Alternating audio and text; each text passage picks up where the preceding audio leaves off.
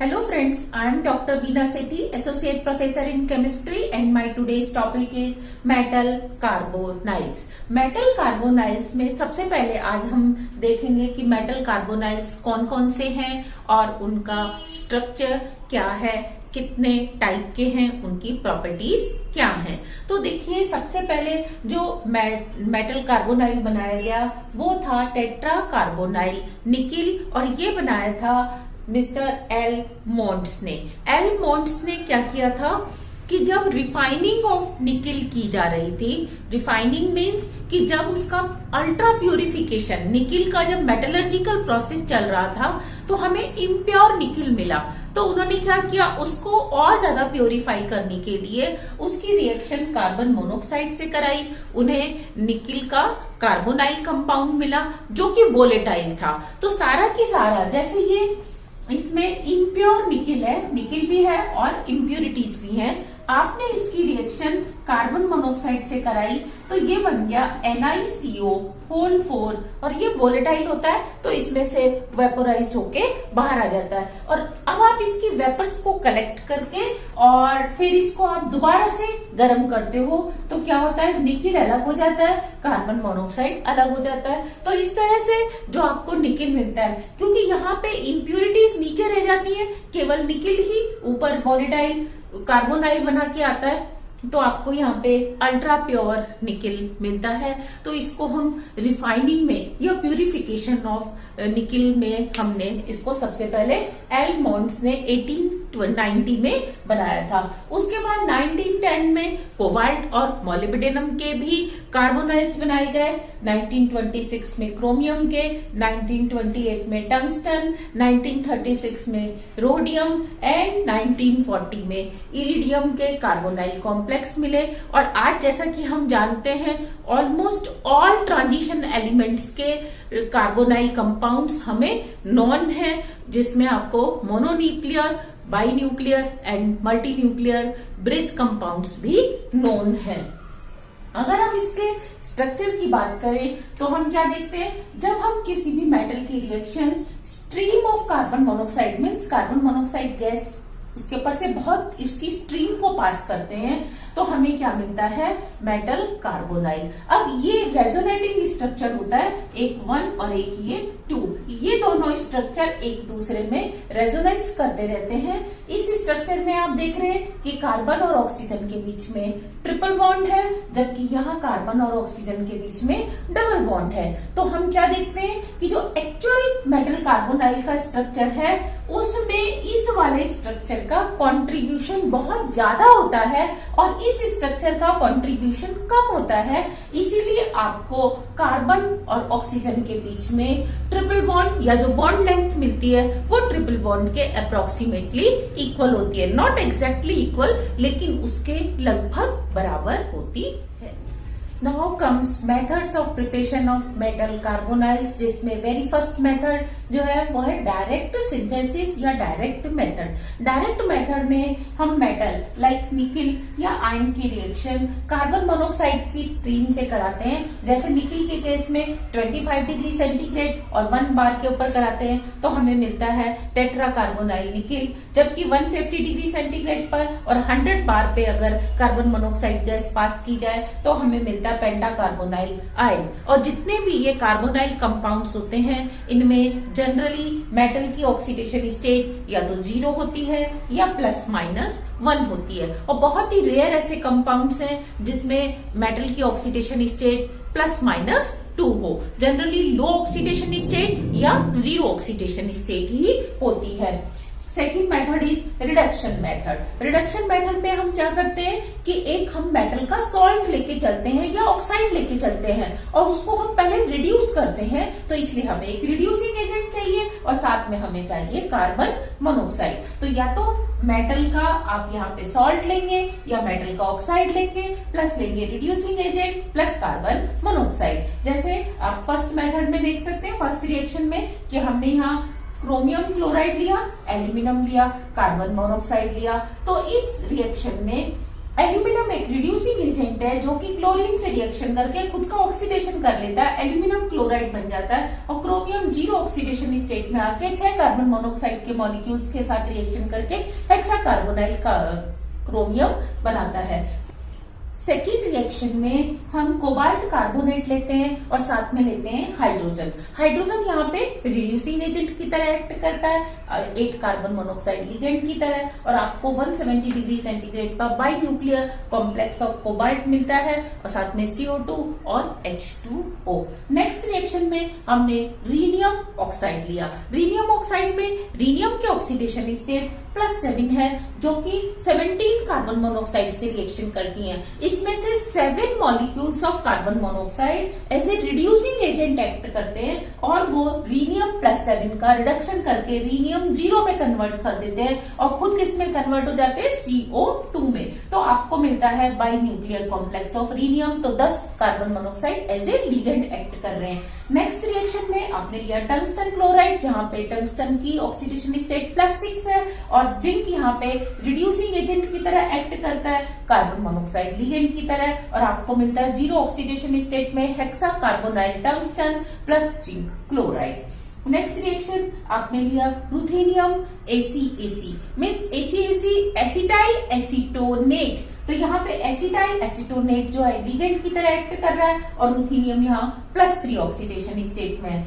यहाँ आप हाइड्रोजन से इसका रिडक्शन कराते हैं और आप 24 carbon monoxide as a ligand लेते हैं, तो आपको क्या मिलता है, रुथेनियम का कार्बन मोनोऑक्साइड के साथ ट्राई न्यूक्लियर कॉम्प्लेक्स और साथ में एसिटाइल एसीटोनेट से उसका हाइड्राइड मिलता है, मीन्स वो रिड्यूस हो जाता है। नेक्स्ट रिएक्शन में आपने लिया वेनेडियम ट्राइक्लोराइड और इसकी यहाँ पे रिएक्शन आप रिडक्शन किससे कर रहे हैं, सोडियम से। तो सोडियम यहाँ पे रिड्यूसिंग एजेंट है और साथ में आपने लिया डाइग्लाइन कार्बन मोनोऑक्साइड। तो पहले आपको एक सॉल्ट मिलता है सोडियम डाइग्लाइन, पूरे के ऊपर पॉजिटिव चार्ज होता है जो कि एनायन की फॉर्म में किसके साथ जुड़ा हुआ होता है, हेक्साकार्बोनाइल वेनेडिएट। अब हम इसका क्या करते हैं, फॉस्फोरिक एसिड से रिडक्शन करते हैं तो आपको मिलता है hexacarbonyl vanadium plus hydrogen. Osmium tetroxide की रिएक्शन अगर हम 9 कार्बन मोनोऑक्साइड से कराएं तो इसमें 4 कार्बन मोनोऑक्साइड के molecule as a reducing agent act करते हैं और 250 डिग्री सेंटीग्रेड और 350 एटमॉस्फेरिक प्रेशर पर आपको मिलता है penta carbonyl osmium +4 molecules of CO2।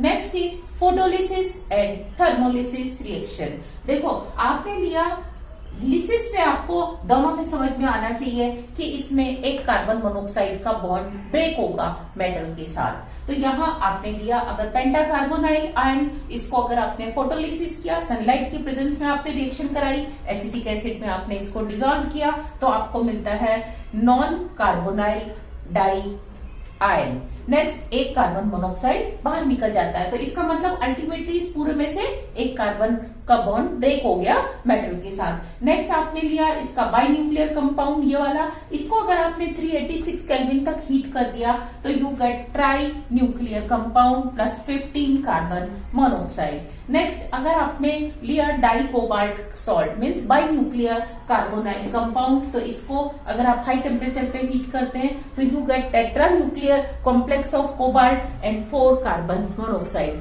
तो इन सब में आप क्या देख रहे हैं कि मोनोन्यूक्लियर से बाई या बाई से ट्राई या बाई से टेट्रा न्यूक्लियर कंपाउंड्स आपको मिलते हैं। Last method of preparation of carbonyl compounds is by basic hydrolysis. ये एक तरह का मिसलेनियस मेथड है जिसको आप किसी कैटेगरी में नहीं रख सकते।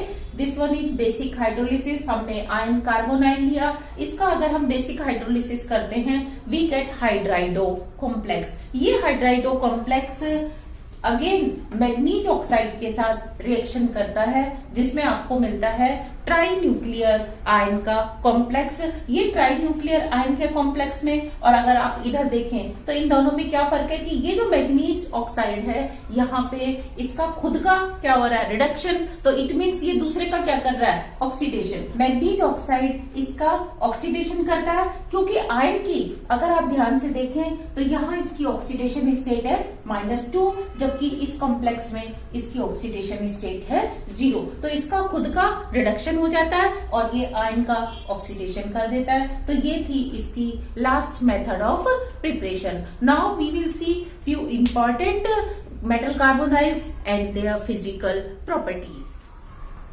These are few important carbonyl compounds with their physical properties in 3D series. First compound is from 5th group, hexacarbonyl vanadium. It has blue-green color, so these are very fine blue-green crystals and they decompose at 70 degrees centigrade. Their crystal structure is octahedral and they are paramagnetic and the value of unpaired electron is 1.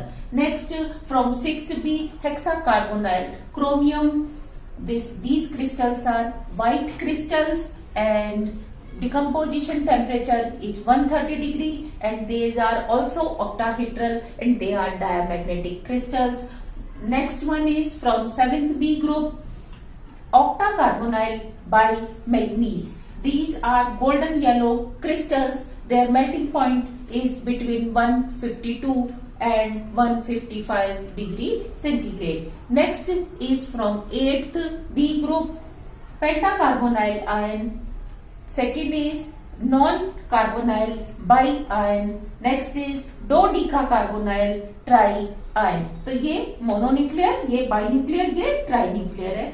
ये yellow colour का liquid होता है, जबकि ये orange yellow crystal और ये green crystal होते हैं। इसका मेल्टिंग पॉइंट जो है -120 डिग्री सेंटीग्रेड है, इसीलिए आप देखते हैं ये रूम टेम्परेचर पे लिक्विड है, जबकि इसका बॉइलिंग पॉइंट 103 डिग्री सेंटीग्रेड है। और ये ट्राइगोनल बाई पिरामिडल, जिसको आप TBP, इसका crystal structure trigonal bi pyramidal like this होता है। 3 एक प्लेन में, एक अबव द प्लेन एंड दूसरा बिलो द प्लेन होता है। और जो बाई न्यूक्लियर है वो ऑरेंज येलो क्रिस्टल होते हैं, उनका 100 डिग्री होता है डिकम्पोजिशन टेम्परेचर। और जो लास्ट ट्राई न्यूक्लियर कंपाउंड्स हैं they are green crystals and उनका decomposition temperature is 140 degree. These are few important compounds from 4D series. First compound is from 6th B group, that is hexacarbonyl molybdenum. These are white crystals and decompose at 180 degree centigrade and their structure is octahedral. Next compound is from 7th B group, that is dodecacarbonyl bitellurium and these are white crystals and decompose at 160 degree centigrade. And next is from 8th B group. These are decacarbonyl biruthenium and dodecacarbonyl triruthenium. First one compound is colorless liquid and second one are yellow orange crystal. First one because it has melting point in negative means -22 degree centigrade, that's why it is liquid at room temperature, whereas trinuclear compound is it has melting point 150 degree centigrade, therefore at room temperature this occurs in solid crystal form. Next is rhodium compound, that is dodecacarbonyl tetrarhodium. These are found in red orange crystal and their decomposition temperature is 150 degree. These are important compounds from 6D transition series. First one is from group 6th B, that is hexacarbonyl tungsten. These are white crystals and decompose at 180 degree. You can easily differentiate. Decompose means before melting they get decomposed and melting point means at sharp melting point they change their physical state from solid to liquid. So wherever I am mentioning D means before melting point they are getting decomposed. So hexacarbonyl tungsten also get decomposed at 180 degree and it has octahedral crystal structure. Next compound is from 7th B group, decacarbonyl birhenium. These are again white crystals and melting point is 177 degree. It means it has sharp melting point, no decomposition temperature. Before melting point, it doesn't get decomposed. Next one is from 8th B, means pentacarbonyl osmium, dodecacarbonyl triosmium and dodecacarbonyl tetrairidium. इसमें osmium पेंटाकार्बोनाइल जो है ये colourless liquid होता है और इसका melting point क्योंकि minus में है तो इसलिए रूम टेम्परेचर पे ये आपको लिक्विड फॉर्म में मिलता है और इसका ट्राइगोनल बाइपिरामिडल स्ट्रक्चर होता है। नेक्स्ट जो ट्राई न्यूक्लियर कंपाउंड है दे अकर इन येलो क्रिस्टलाइन फॉर्म और इनका melting point sharp 224 degree centigrade होता है, जबकि टेट्रा न्यूक्लियर इरिडियम कार्बोनाइल जो है ये येलो पाउडर फॉर्म में मिलते हैं और इनका डिकम्पोजिशन टेम्परेचर 210 डिग्री होता है। यहाँ पे आप एक ब्रीफ सम भी बना सकते हैं कि आयन, रुथेनियम, ऑस्मियम ये तीनों एक ही ग्रुप के हैं। इन तीनों के जो पेंटाकार्बोनाइल्स हैं ये आपको कलरलेस लिक्विड फॉर्म में मिलते हैं, साथ में आपको एक निकिल टेट्राकार्बोनाइल जो है ये लिक्विड फॉर्म में मिलता है। इसके अलावा जितने भी कार्बोनाइल्स हैं वो सभी आपको क्रिस्टलाइन फॉर्म में मिलते हैं। Now come chemical properties of metal carbonyl compounds. They are broadly divided into 5 categories. First is displacement reaction. In displacement reaction जैसे कि आपने लिया मेटल कार्बोनाइल जिसके अंदर X मॉलिक्यूल्स हैं कार्बन मोनोक्साइड के, तो इसकी रिएक्शन अगर आप ट्राइफिनाइल फॉस्फीन से या किसी और हाइड्रोकार्बन से कराते हैं तो उसमें से 1, 2 या Y molecules of carbon monoxide eliminate हो जाते हैं और उसकी जगह आपको मिल जाता है ट्राइफिनाइल फॉस्फीन लिगेंड या फिर hydrocarbon. Next is anionic carbonyls. Anionic carbonyls हम 3 टाइप से बना सकते हैं, इनको हम कार्बोनाइलेट्स भी बोलते हैं। या तो आप कार्बोनाइल कंपाउंड का बेसिक या अल्कलाइन हाइड्रोलिसिस कर दो, या आप इसका सोडियम अमलगम से रिडक्शन करा दो, या आप इसकी टेट्रा मिथाइल अमोनियम आयोडाइड से रिएक्शन करा दो। तो आपको जो कंपाउंड मिलेगा उसमें आप देखेंगे मेटल COX और पूरे के ऊपर क्या होगा इधर -1 और -2, तो इनको हम बोलते हैं कार्बोनाइलेट कंपाउंड्स। नेक्स्ट कैटायनिक कार्बोनाइल्स बनाने के लिए हमारे पास 2 मेथड होते हैं कि या तो आप कार्बन मोनोक्साइड से इसका रिडक्शन कर दो in presence of Lewis acid, या आप इसका प्रोटोनेशन कर दो in presence of Lewis acid. तो आपको जो कंपाउंड मिलेगा वो इस तरह से मिलेगा MrMCO6 और पूरे के ऊपर क्या होगा +1 या +2। तो इनको हम बोलते हैं कैटायनिक कार्बोनाइल्स, इनको हम बोलते हैं मेटल कार्बोनाइलेट्स। नेक्स्ट अगर आप इसका हेलोजिनेशन करते हैं तो आपको कार्बोनाइल हेलाइड्स मिलते हैं, मीन सब्स्टिट्यूटेड कार्बोनाइल्स मिलते हैं। जैसे ये MOCOX-Y, इसमें से Y क्या हो गए कार्बन मोनोक्साइड के मॉलिक्यूल्स बाहर चले गए और आपको X जो है का क्लोरीन, ब्रोमीन, आयोडीन, आप हेलोजिनेशन में क्लोरीन ले सकते हैं, ब्रोमीन ले सकते हैं, आयोडीन ले सकते हैं, तो वही आपके पास जुड़ जाएंगे कितने Y। नेक्स्ट अगर आप इसकी रिएक्शन स्ट्रॉन्ग रिड्यूसिंग एजेंट से या फिर सिंपल एलिमिनेशन रिएक्शन कराते हैं तो आपको मेटल मेटल बॉन्डेड कॉम्प्लेक्स मिलते हैं। तो आपको जो फॉर्मूला मिलेगा वो मिलेगा M2CO या तो 2X मिलेगा या इसमें कुछ चेंज भी हो सकता है। सिमिलरली यहाँ आपको M3 means try nuclear compounds भी मिल सकते हैं। तो ये था broad division of chemical properties. Now we will see one by one all chemical properties. First category of chemical properties is displacement reaction. Displacement reaction में हमने लिया पेंटाकार्बोनाइल। अब जैसे कि नाम से ही है कि इसमें एक लिगेंड का डिस्प्लेसमेंट हो जाएगा, तो अगर हम एक ट्राइफिनाइल फॉस्फीन से कराएंगे तो हमें क्या मिलेगा टेट्राकार्बोनाइल ट्राइफिनाइल फॉस्फीन आयन, और अगर हम एक बार और रिएक्शन करा देते हैं तो एक लिगेंड और सब्स्टिट्यूट हो जाता है। नेक्स्ट अगर हम हेक्साकार्बोनाइल मॉलिब्डेनम लेते हैं और पिरिडीन से रिएक्शन कराते हैं तो पहले एक कार्बन मोनोक्साइड फिर एक और कार्बन मोनोक्साइड का डिस्प्लेसमेंट पिरिडीन मॉलिक्यूल से हो जाता है। नेक्स्ट अगर आपने हेक्साकार्बोनाइल क्रोमियम लिया और बेंजीन से कराई, because benzene has 6 electrons so it can displace 3 ligands at a time, तो 3 कार्बन मोनोक्साइड डिस्प्लेस हो जाते हैं और बेंजीन जुड़ जाता है। सिमिलरली अगर आप पेंटा कार्बोनाइल आयन की रिएक्शन C5H6 से कराते हैं तो यहाँ पे इसके 2 मॉलिक्यूल्स पार्टिसिपेट करते हैं और आपको एक बाई न्यूक्लियर कंपाउंड मिलता है, जिसमें क्योंकि ये 5 इलेक्ट्रॉन डोनर है, इसके आपको 2 मॉलिक्यूल्स इसमें जुड़ रहे हैं, एक आयन से, दूसरा दूसरे आयन से, और इसकी हेप्टिसिटी यहाँ पे आप मेंशन करेंगे 5। नेक्स्ट, अगर आपने ये बाइन्यूक्लियर कंपाउंड ऑक्टा कार्बोनाइल डाइकोबाल्ट लिया, इसकी रिएक्शन अगर आप एसिटाइलिन से कराते हैं तो आप क्या देखते हैं, ये भी 4 इलेक्ट्रॉन दे सकता है, तो ये एट ए टाइम क्या करेगा, 2 लिगेंड्स को डिस्प्लेस करेगा। तो ये देखो बाइन्यूक्लियर में RC triple bond C R जुड़ गया, लेकिन इसका एक जो पाई बॉन्ड है वो एक कोबाल्ट को, दूसरा पाई बॉन्ड दूसरे कोबाल्ट को इलेक्ट्रॉन पेयर देता है, बॉन्ड बनाता है और 2 कार्बन मोनोऑक्साइड डिस्प्लेस हो जाते हैं। सिमिलरली हेक्सा कार्बोनाइल मॉलिब्डेनम लेते हैं और पेंटा साइक्लोपेंटा डाइइनाइड आयन से या सोडियम साइक्लोपेंटा डाइइनाइड से रिएक्शन कराते हैं तो हमें यहाँ हेप्टिसिटी 5 इसके साथ मॉलिब्डेनम के साथ जुड़ रहा है, तो 3 कार्बन मोनोऑक्साइड मॉलिक्यूल्स बाहर डिस्प्लेस हो जाते हैं।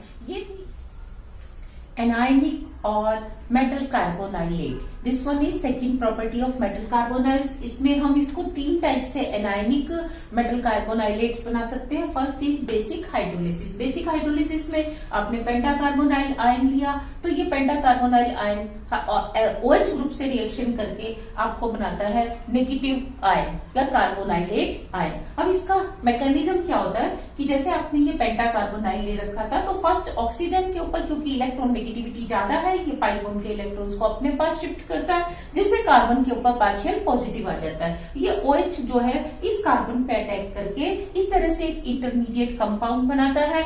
अब यहाँ आप देखेंगे इस पूरे के ऊपर क्या है, नेगेटिव चार्ज है। क्यों?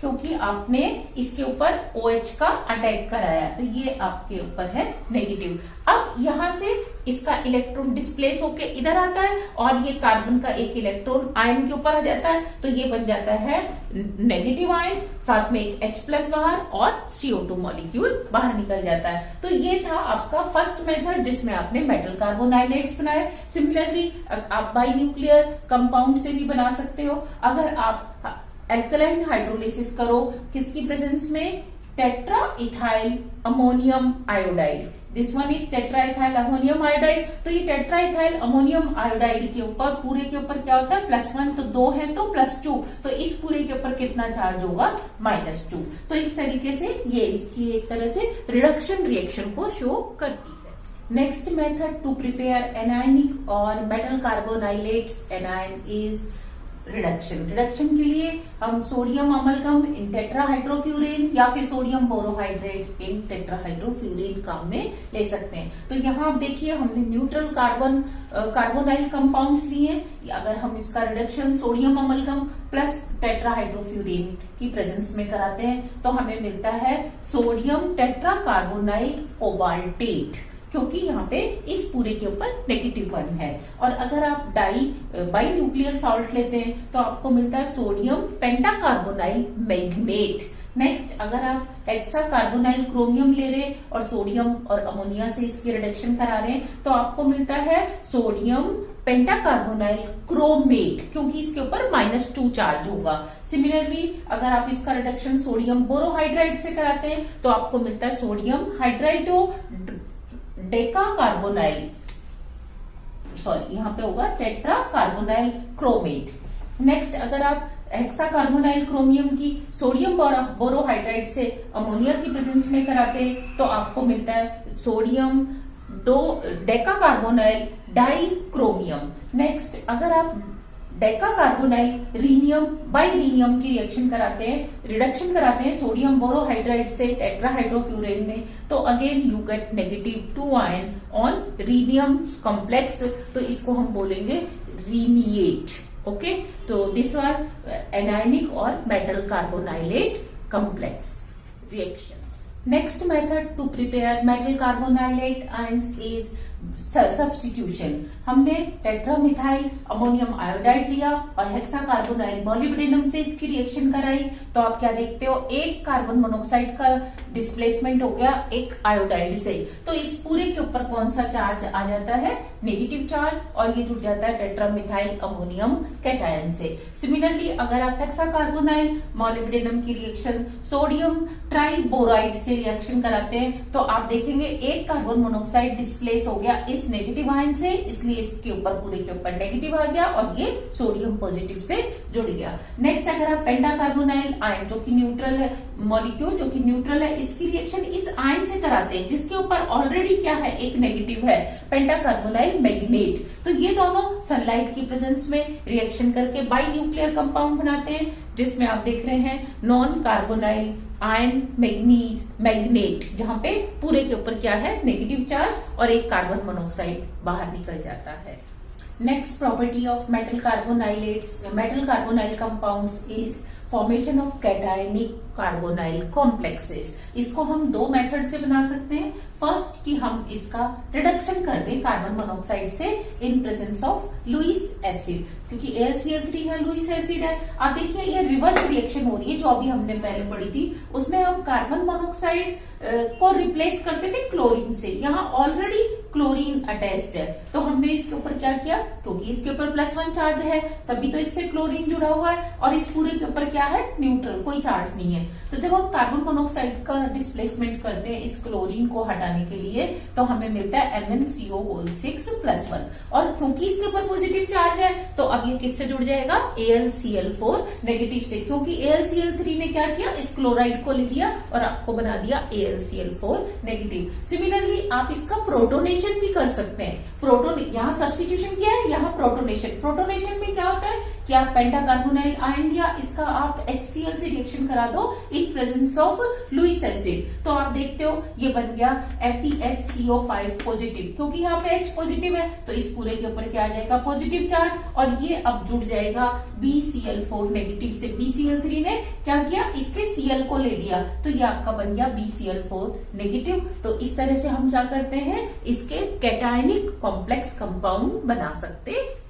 Fourth property of metal carbonyls is carbonyl halides. Carbonyl halides को हम सिंथेसाइज कर सकते हैं अगेन दो मेथड से, कि या तो आप पहले कार्बोनाइल लो, उसमें आप हेलोजन से रिएक्शन करके सब्स्टिट्यूशन करा दो, या आप डायरेक्ट मेटल हैलाइड लो, उसकी रिएक्शन कार्बन मोनोक्साइड से करा दो, तो आपको क्या मिल सकता है, हैलाइड सब्स्टिट्यूटेड कार्बोनाइल कंपाउंड्स मिल सकते हैं। तो जैसे आपने यहाँ लिया Mn2CO10, तो आपको मिल जाता है MnCO5Br, और इसके दो मॉलिक्यूल्स मिल जाते हैं, ये ब्रेक हो जाता है, मेटल मेटल बॉन्ड ब्रेक हो जाता है। नेक्स्ट आपने MnCO5Br लिया, इसको अगर आप 120 डिग्री सेंटीग्रेड पे इन presence of carbon monoxide heat करते हो, तो ये इक्विलिब्रियम स्टैब्लिश कर देता है डाई सब्स्टिट्यूटेड कंपाउंड और मोनो सब्स्टिट्यूटेड कंपाउंड के बीच में। नेक्स्ट अगर आप FeCO5 की रिएक्शन आयोडीन से कराते हो, तो एक कार्बन मोनोक्साइड सब्स्टिट्यूट हो जाता है और उसकी जगह आयोडीन मॉलिक्यूल आ जाता है, तो यहाँ iodine molecule as a ligand की तरह एक्ट कर रहा है। नेक्स्ट MoCO6 मॉलिब्डेनम का आप कंपाउंड ले रहे हो, दो क्लोरीन से रिएक्शन कराते हो, आपको मिलता है MoCO4Cl2 whole twice, means binuclear compound मिलता है। और अगर आप हैलाइड ले रहे हो, देखो डायरेक्ट सिंथेसाइज कर रहे हो आप क्या, सब्स्टिट्यूटेड कार्बोनाइल कंपाउंड्स। तो यहाँ आपने रुथेनियम क्लोराइड लिया, यहाँ रोडियम क्लोराइड लिया, इसकी रिएक्शन आपने कार्बन मोनोक्साइड मिथाइल अल्कोहल की प्रेजेंस में कराई, तो आपको मिलता है RuCO3Cl2, और जबकि इसमें आपको मिलता है कार्बन मोनोक्साइड और वाटर से आप रिएक्शन कराते हो RuCO2Cl होल ट्वाइस। तो इस तरीके से हम सब्स्टिट्यूटेड कार्बोनाइल कंपाउंड्स, या आप कह सकते हो हेलो सब्स्टिट्यूटेड कार्बोनाइल कंपाउंड्स बनाते हैं। Next property of metal carbonyl is formation of metal metal bond और फॉर्मेशन ऑफ पॉलीन्यूक्लियर कंपाउंड्स। इसको हम दो तरीके से बना सकते हैं। फर्स्ट, आप रिड्यूसिंग एजेंट से रिएक्शन करा दो, या आप सिंपल एलिमिनेशन से कर सकते हैं। तो देखिए ये हम फर्स्ट देख रहे हैं सिंपल एलिमिनेशन रिएक्शन से। आपने लिया ब्रोमो पेंटाकार्बोनाइल मैग्नीज, यहाँ पे मैग्नीज की ऑक्सीडेशन स्टेट +1 है, यहाँ पे लिथियम पेंटा कार्बोनाइल मैग्नेट। यहाँ मैग्नीज की ऑक्सीडेशन स्टेट -1 है। जब हम इन दोनों की रिएक्शन कराते हैं तो लिथियम और ब्रोमाइड बाहर हो जाता है और आपको by nuclear compound Deka carbonyl manganese 2 मिलता है। एक मैग्नीज पॉजिटिव था, एक नेगेटिव था, तो दोनों अब न्यूट्रल में आ जाते हैं। नेक्स्ट आपने रिड्यूसिंग एजेंट से रिएक्शन कराई, तो ये हेक्सा कार्बोनाइल मॉलिब्डेनम है। इसका आप स्ट्रांगली रिड्यूसिंग एजेंट से आप रिएक्शन कराते हो, जैसे सोडियम बोरोहाइड्राइड से, तो आपको मिलता है Na2MO2CO10। तो यहाँ ईच MO कैरीज -1 चार्ज, तो यहाँ सोडियम 2 इसके साथ जुड़ जाएंगे, पूरे के ऊपर क्या होगा, -2 चार्ज होगा। So this were properties of metal carbonyl compound. So students, this was all about metal carbonyl, its introduction, properties and preparation, and in my next lecture we will see structure and bonding and different types of metal carbonyls. Thank you very much for watching this lecture. Bundles of thanks to you. All the very best for your good luck. Thank you.